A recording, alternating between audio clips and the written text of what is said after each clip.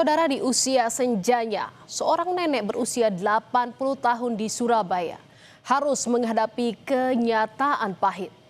Rumah yang ditempatinya direbut paksa dan dihancurkan di depan mata. Rumah tempat dirinya bernaung rata dengan tanah, saudara. Tangis dan luka jadi saksi saat kekerasan datang tanpa belas kasihan. Kasus yang berawal dari silang sengketa kepemilikan rumah ini berujung ke ranah pidana. Saudara, peristiwa ini terjadi pada 6 Agustus 2025 lalu. Sekarang kita sudah gak bicara surat, percuma punya surat.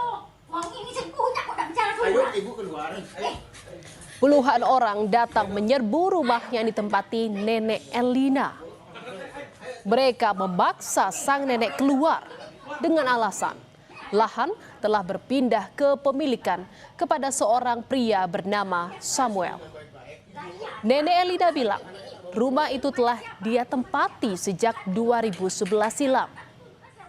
Cekcok tak terhindarkan hingga berujung kekerasan, saudara. Korban luka serius di wajah, bibir, dan lengan. Tidak hanya mengusir sang nenek, para pelaku juga mengangkut isi rumah. Akibatnya, seluruh harta benda milik Nenek Elina lenyap, termasuk dokumen-dokumen penting seperti sertifikat tanah yang diduga menjadi bukti hak kepemilikan yang sah. Upaya ambil paksa tidak berhenti sampai di situ. Rumah yang telah menjadi tempat berteduh Nenek Elina selama belasan tahun juga dirobohkan dan hanya menyisakan puing yang berserakan. Nggak langsung bertindak dah. Kemarin masalah kemarin itu. Iya. Yang kemarin istrinya ini datang ke saya. Mbak, jangan lapor lagi. Upaya Ya, saya minta dikembalikan. Apa aja itu Nek yang ya hilang? seperti asal lah. Surat-surat, Iya. Surat tanah, Surat sertifikat, terus kendaraan, kendaraan. dalam motor. Mari ya. Nah, dia sepeda bisa semua, biasa, ya. laptop. Terus untuk rumah sendiri, nenek keinginan seperti apa? Untuk rumah sendiri? Bangun kembali. Sudah seperti semula. Seperti yang Iya, semula. wong kita tidak punya salah. Saudara, rumah yang ditempati Nenek Elina selama belasan tahun adalah milik mendiang sang kakak, Elisa. Dan sejak sang kakak wafat 2017 silam, Nenek Elina jadi salah satu pewaris dari rumah tersebut. Bahkan lahan itu masih tercatat atas nama Elisa Irawati hingga Agustus 2025 tanpa pernah dipindah tangankan. Namun saudara, belakangan rumah yang ditempati oleh Nenek Elina diklaim telah berpindah kepemilikan. Samuel mengaku telah membeli rumah itu dari mendiang Elisa di tahun 2014. Ia juga mengklaim punya bukti sah surat jual beli dan letter C atas rumah yang ditempati Nenek Elina. Bahkan Samuel menyebut dirinya telah memberi peringatan berulang kali kepada Nenek Elina untuk mengosongkan rumah tersebut. Saya beli dari Tante Elisa tahun 2014, ini suratnya. Nah, kalau Bapak pengacara ini apakah perwakilan dari siapa? Katanya dari Bu siapa? Elina. Oke. Kalau gitu Pak, ini surat saya. Suratnya jenengan mana? Supaya kita ini sama-sama punya argumentasinya. Dari gini. Tumpang tindih klaim kepemilikan rumah memunculkan adanya dugaan mafia tanah dalam kasus perusakan rumah Nenek Elina. Pihak korban menemukan kejanggalan pada akta jual beli yang dijadikan dasar oleh pelaku untuk membongkar rumah korban.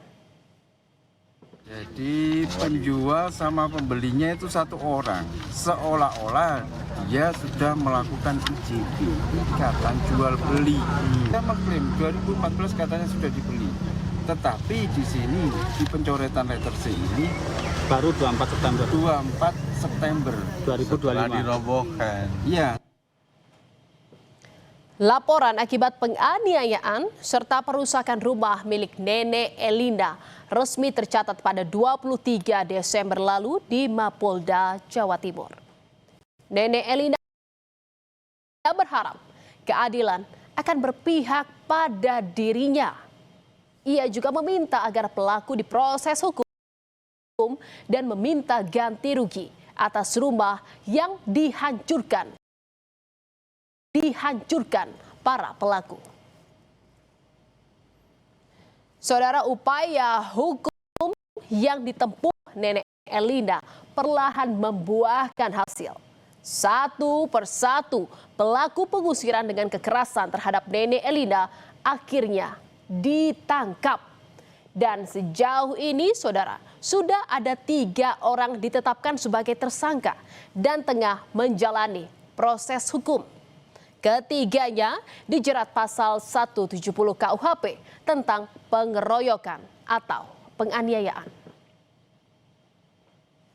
Dan setelah memeriksa sejumlah saksi serta barang bukti, polisi akhirnya menangkap dan menetapkan 3 tersangka pengusiran dan kekerasan terhadap Nenek Elina.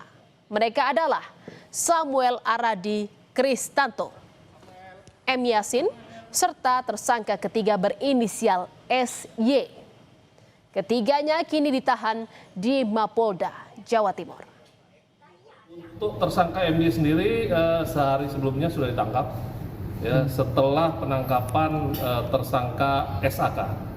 Jadi secara total sampai saat ini sudah dilakukan penangkapan terhadap 3 orang pelaku. Saudara, kisah dari Nenek Elina membuka tabir rapuhnya perlindungan hukum serta rasa aman yang ada di tengah masyarakat. Sengketa yang berujung kekerasan pun tidak seharusnya terjadi. Karena serumit apapun sengketa, hukum harus tetap dikedepankan.